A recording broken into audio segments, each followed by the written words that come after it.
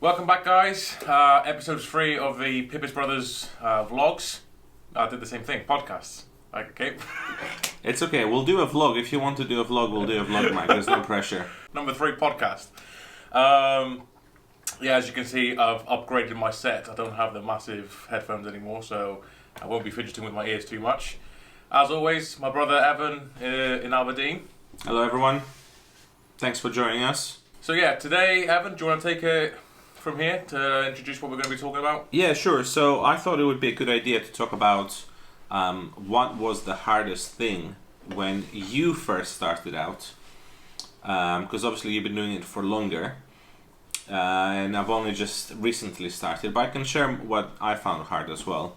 But what was the hardest thing when you were starting out? Let's say the first week, maybe the first 2 weeks. What was it that you found the hardest thing to deal with? Whether it was the adjustment from eating how you were eating before to how you had to eat, whether it was psychological, like any withdrawal symptoms, anything like that. What did you find was the hardest thing for you? Firstly, the first week or two are definitely not the most difficult ones for me, regardless of any diet that I've started doing, mainly because you have the enthusiasm and like the willingness that you want to lose the weight. So the first week or two are probably the easiest to begin with. I think you would share that the same thought as well, wouldn't you?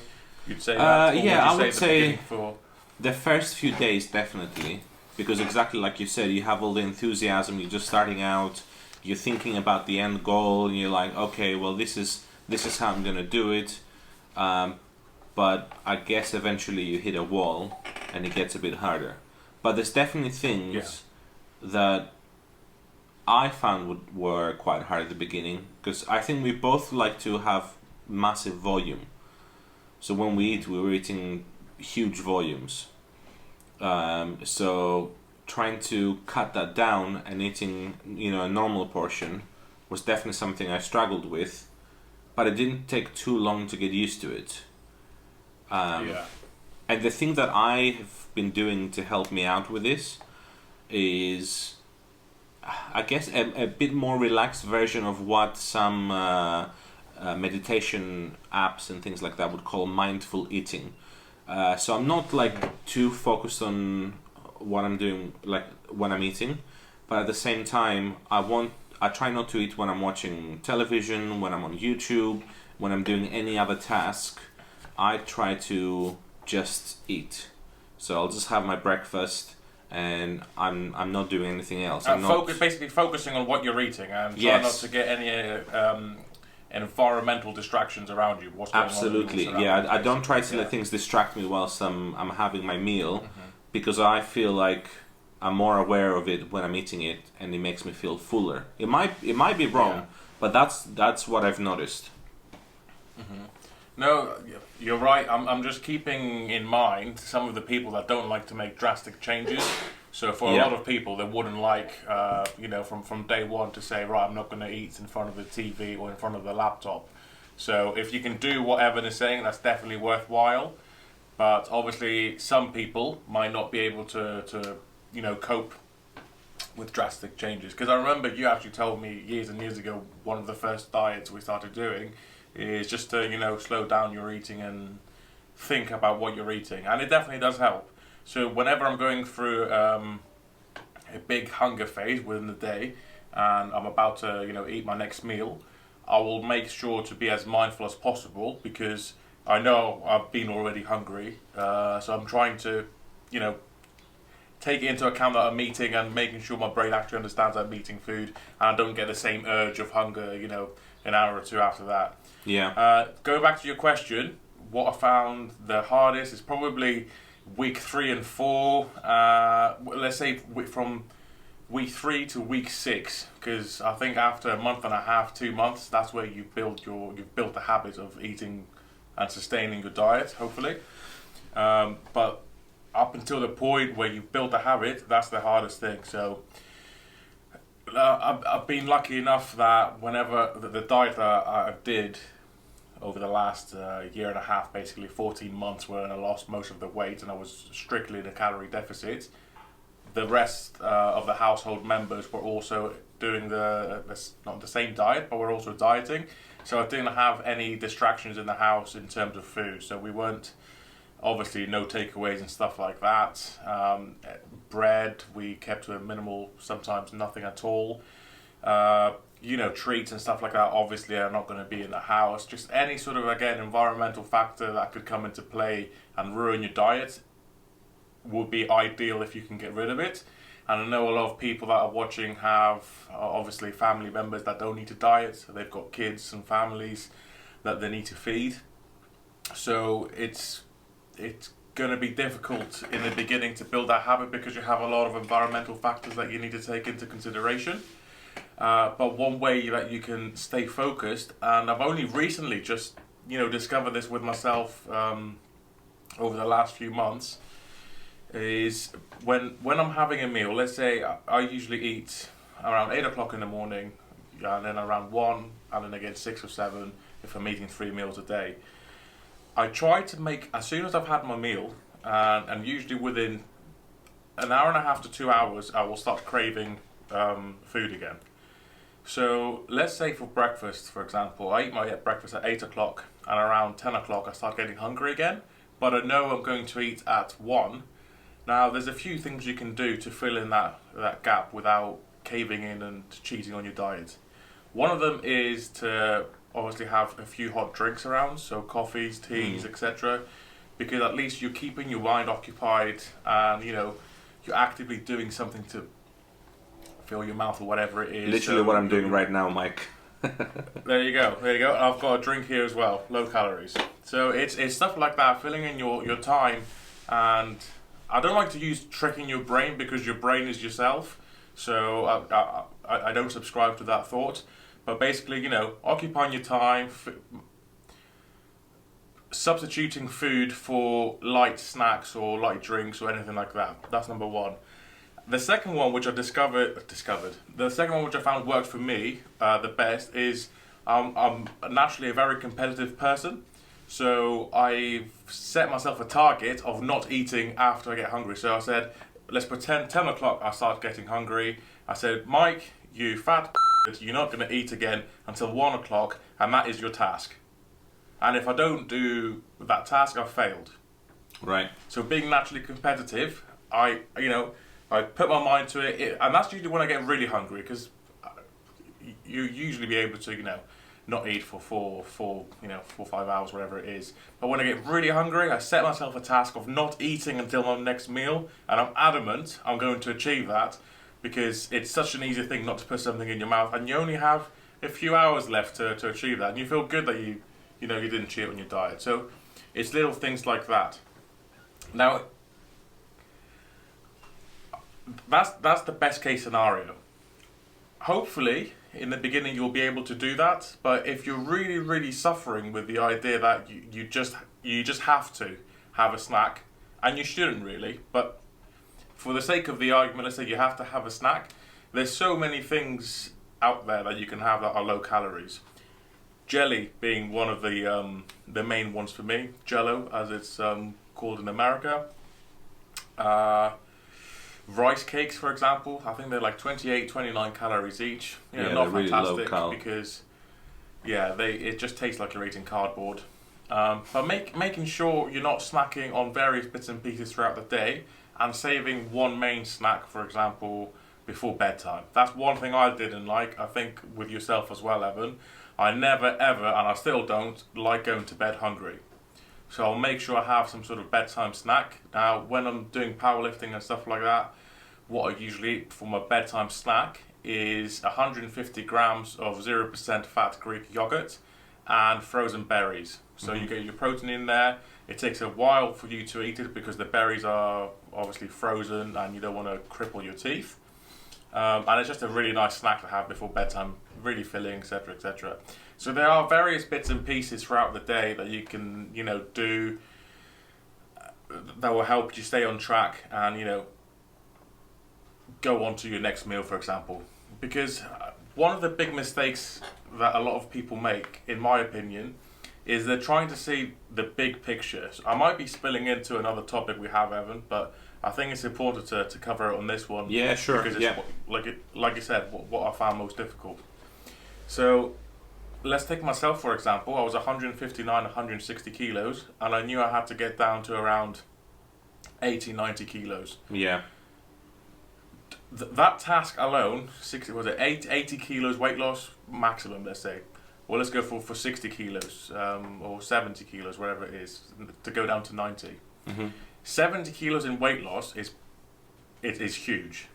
And a big mistake that I made in my previous diets is, oh my God, I'm so fat, it's going to take me so long to do this, am I even going to achieve this, what's the point? So you sort of pack it in before you even start getting real results. Yeah. It's really, really crucial, guys, to stay focused short term. I cannot stress that enough. It's nice, to have the dream of, in a year or 2 years' time, I'll be able to look at this way.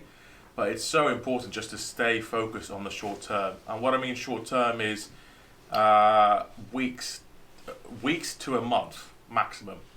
So keep it.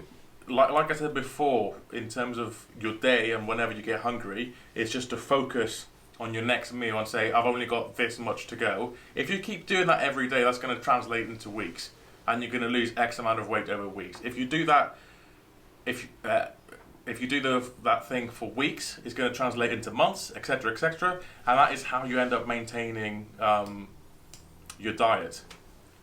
Does that sound too talky, let's say? Does it sound too waffly, or does it actually make sense what I'm trying to say? No, I think I've experienced exactly the same thing every other time, because I'm in the same situation as you, about 150 kilos.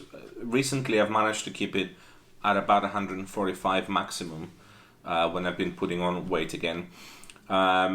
But that's my main problem. It feels like such a massive task that is going to take such a long time to achieve that after the first few weeks are over, it feels like you're running out of steam, because you're like, well, how much longer will I have to keep doing this until I get my result? And one of the most disheartening things, and I think we'll talk about it in a future video in more detail, is when you step on the scale. Say you stepped on the scale. Some people do it every day. Some people do it once a week. Again, if you watch the video Mike did, the original first video that we've got, which we'll link in this one, you talk about weighing yourself frequently, so you have an accurate picture of what you're doing, whether the things you're doing are working or not. Which is what I'm doing now. I don't think I've ever used to do that before. I think before that it was weekly. Sometimes I would sneak in another weigh-in halfway through the week just to see how things are doing, but that was mainly for me to see that you've lost another kilo in 4 days, and those are the kinds of numbers I was expecting to see to give me the encouragement to keep going. What happens sometimes, the numbers don't go down, they might stay the same, sometimes they might go up a little bit, and I have definitely experienced that a lot more by weighing myself daily. The numbers don't always go down in the same amount that you'd think they would go. So say you're losing a kilo a week, it's not going to go down by like 150 grams each day. Sometimes, like today for example, when I weigh myself, I was almost 800 grams lighter than I was yesterday. The 2 days before, on the first one I've put on a bit of weight from the previous one, and then the second one I was exactly the same. So even though I'm eating exactly the same calories, the thing that was slightly different was my exercise. I didn't go for a walk on one day. The other day my walk was a lot better. So it varies a lot. And I'm going to interrupt you there again, because it's really important to understand why that happens. And the reason it's important to understand why that happens is so you don't lose motivation. So, Evan, realistically, if you didn't have me explaining what was going on, would you have, as in, you told me the other day, I didn't lose any weight, or I put on weight, I put in 100 grams, and then I would ask you, what did you do differently from the days that you've lost weight?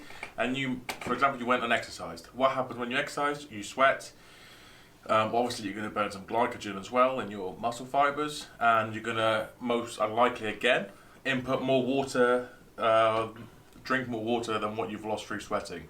Hence why, for example, the day after you might have been heavier. It's very, very dependent how long is a piece of string. But it's really important to understand why those things happen, and I'm going to cover it in a future episode. Because if you understand what happened, then you're not going to be demotivated because you've maintained for a week.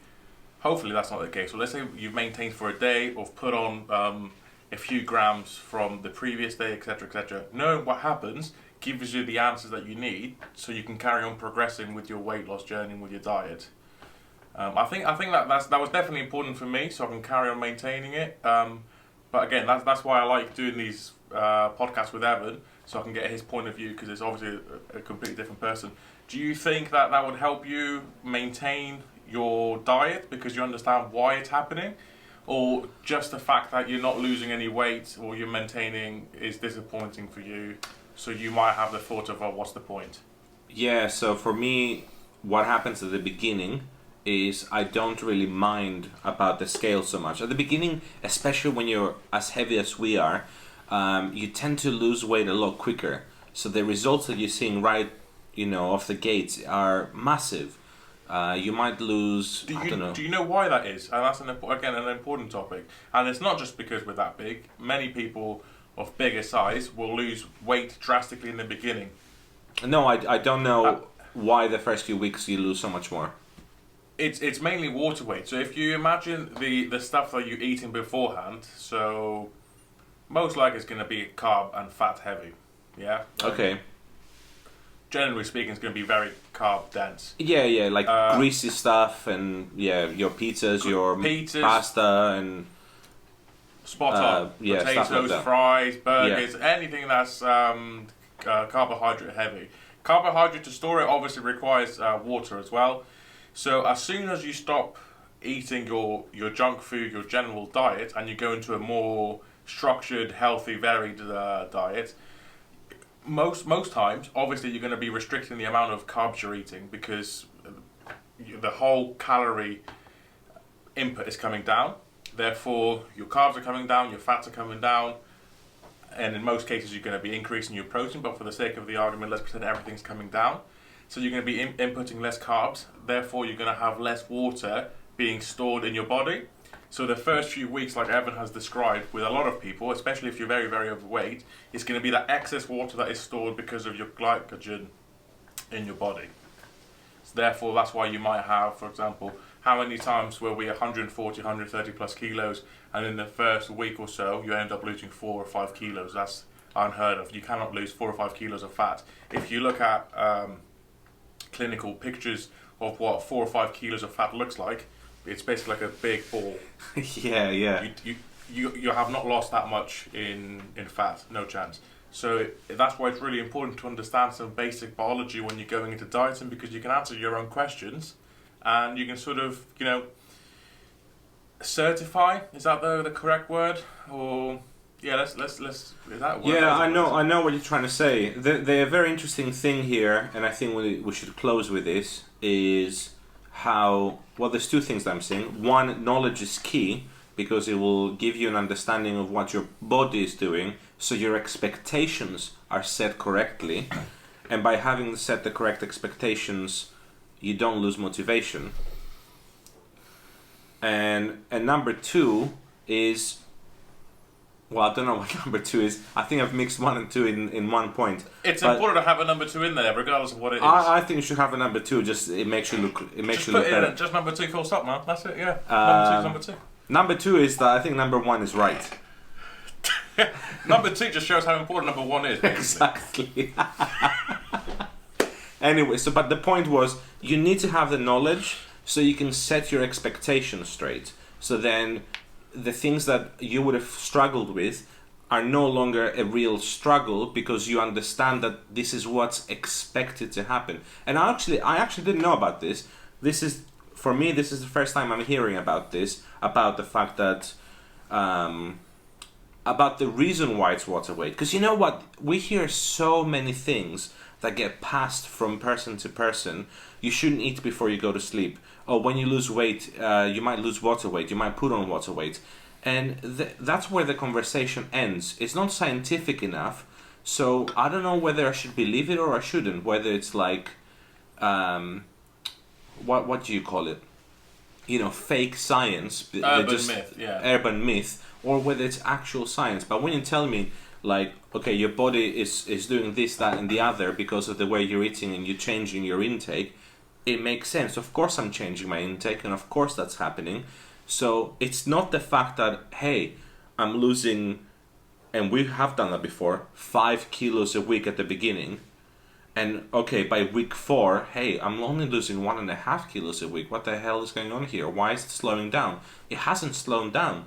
You probably were losing about 1.5 kilos of fat and the rest was water. Right? Is that what you're saying, Mike? You're probably losing the same amount of fat, more or less, but you had a massive boost of your weight loss from other sources that weren't just fat. And it kind of balance itself out now, and you might have a steady loss from then on. And for me, that was one of the things that I found the most difficult. Going from quite a steep curve downwards on my weight, i.e. a lot of weight loss at the beginning, and then slowing down, sometimes plateauing, sometimes going up a little bit and then coming back down again. And I found that really demoralizing because you're putting what seems like so much effort into this. You're making all those sacrifices that you need to be doing, and it almost feels like you're getting nothing in return. But there you go. You actually are getting something in return. It's just... And that's important, especially in some of those weeks that you've...